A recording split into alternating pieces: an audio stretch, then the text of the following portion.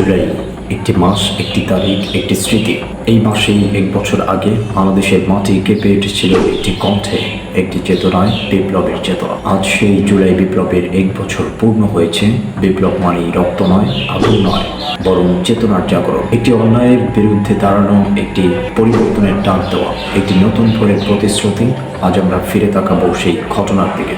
কি ঘটেছিল ঠিক এক বছর আগে, কি চেয়েছিল এই দেশের মানুষ, আর এক বছরের মাথায় আমরা কোথায় এসে দাঁড়িয়েছি।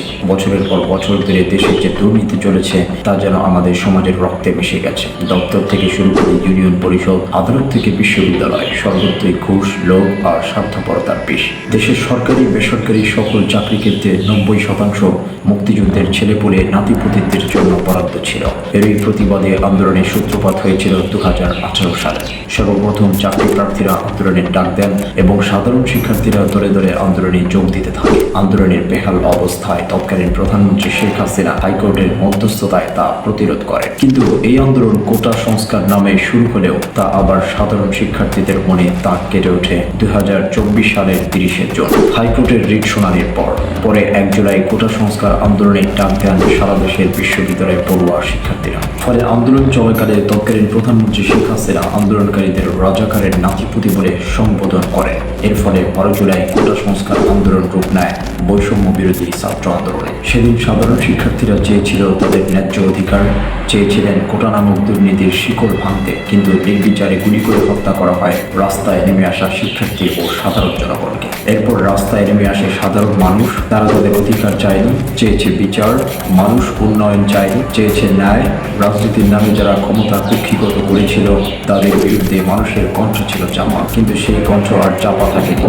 2024 সালের জুলাই মাসে যখন জনগণ আর সহ্য করতে পারেনি, বিস্ফোরণ ঘটল। সোশ্যাল মিডিয়ার একটি পোস্ট, একটি ভিডিও, একটি সাহসী কণ্ঠ, সেই থেকে বিপ্লবের সূচনা। রাস্তায় নেমে এসেছিল হাজারো মানুষ, তাদের হাতে মোবাইল, কণ্ঠে ছিল মুখরিত বিভিন্ন স্লোগান। তুমি কে, আমি কে, রাজাকার রাজাকার, কে বলেছে স্বৈরাচার স্বৈরাচার। চেয়েছিলাম অধিকার, হয়ে গেলাম রাজাকার, দিয়েছি তো রক্ত, আরো দেব রক্ত। এটি ছিল যুবকদের বিপ্লব। ছাত্র, কৃষক, শ্রমিক সবাই একসঙ্গে বাদীদের স্রোতের বিপরীতে দাঁড়িয়েছিল। তাদের দাবি ছিল খুব সাধারণ: দুর্নীতির বিচার, রাজনৈতিক দলগুলোর আর্থিক স্বচ্ছতা, স্থানীয় সরকারের জনগণের অংশগ্রহণ ও শিক্ষা ও স্বাস্থ্য ব্যবস্থার সংস্কার, ডিজিটাল নজরদারির অবসান। এই আন্দোলনকে বলা হয়েছিল একটি নীরব বিপ্লব, একটি জাগ্রত জাতি। আজ এক বছর পর আমরা যদি পেছনে ফিরে তাকাই, দেখি কিছু উল্লেখযোগ্য পরিবর্তন। কয়েকজন দুর্নীতিবাজ কর্মকর্তা গ্রেফতার হয়েছেন, সরকারি চাকরিতে অনলাইন নিয়োগ পরীক্ষার নজরদারি বেড়েছে,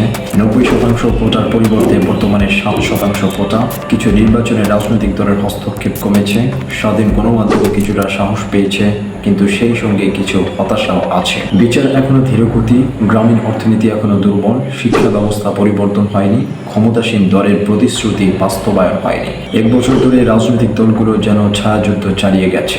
যেখানে জনগণ চেয়েছিল নতুন নেতৃত্ব, সেখানে দলগুলো চেয়েছে পুরনো মুখে নতুন মুখোশ। তরুণদের রাজনীতিতে অংশগ্রহণ বাধাগ্রস্ত হয়েছে, নির্বাচনের নামে প্রহসন চলেছে, সংসদে নেই সত্যিকারের বিতর্ক বা জবাবদিহিতা। বিপ্লবের নামে যারা ক্ষমতা পেতে চেয়েছিল তাদের অনেকেই আজ হারিয়ে গেছেন, কিন্তু কিছু মুখ আজও আছেন মাঝে মানুষের পাশে সাহস নিয়ে। দুর্নীতির মূলটা গভীরে, শিকড় ছড়িয়ে গেছে প্রশাসনের স্তরে স্তরে।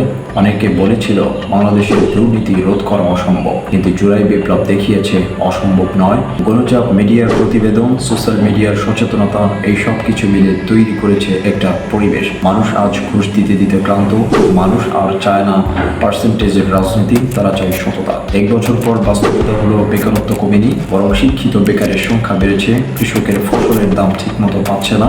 স্বাস্থ্য খাতে কিছু প্রগতি হলেও তা সীমিত। শহরের তরুণরা হতাশ, গ্রামে অভাব।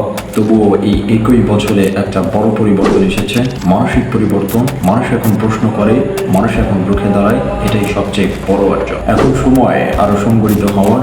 এই বিপ্লব যেন শুধু এক বছর না হয়, বরং 10 বছরের আন্দোলনের ভিত্তি হয়। আমরা চাই শিক্ষা ব্যবস্থা সংস্কার, রাজনীতিতে নতুন নেতৃত্বে, গ্রামীণ অর্থনীতির পুনরুজ্জাগরণ, গণমাধ্যমের স্বাধীনতা, দুর্নীতির বিরুদ্ধে জিরো টলারেন্স। যে স্বপ্ন নিয়ে জুলাই বিপ্লব শুরু হয়েছিল তার জন্য এখন প্রয়োজন ধৈর্য, পরিকল্পনা আর সাহসী নেতৃত্ব। জুলাই বিপ্লবের এক বছর পূর্তি এটা শুধুই একটা তারিখ নয়, এটা একটি উপলক্ষ। নিজেদের দিকে তাকানো, আমরা কি সত্যি বদলাচ্ছি, নাকি পুরনো জঞ্জাল নতুন নামে ফিরে আসছে? আমরা কি রাস্তায় দাঁড়িয়ে থাকবো, নাকি এগিয়ে যাব? আজ সময় নিজেকে জিজ্ঞেস করার, নিজেকে শুদ্ধ করার, কারণ পরিবর্তন আকাশ থেকে পড়ে না, পরিবর্তন আসে যখন মানুষ দাঁড়ায় নিজের জন্য।